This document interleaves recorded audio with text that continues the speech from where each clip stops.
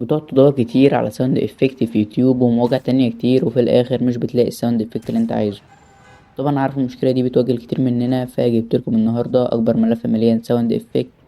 اختبر كل الساوند افكت اللي انت هتحتاجها في الملف ده. فتابعوا الفيديو من البداية للنهاية عشان الملف مقفول بكلمة سر. كلمة السر هقولها بصوتي، وخليكم مع استعراض الساوند افكت. مشاهدة ممتعة.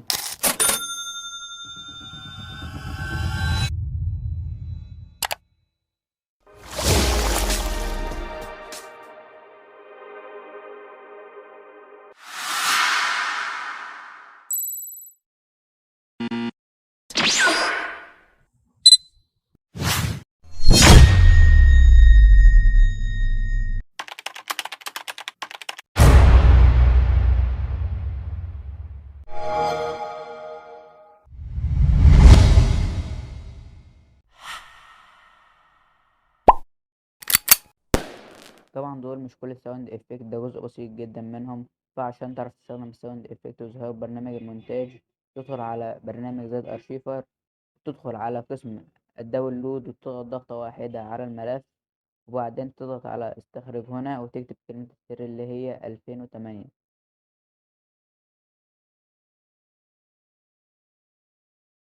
وبس كده، مبروك عليك كل الساوند افكت دي.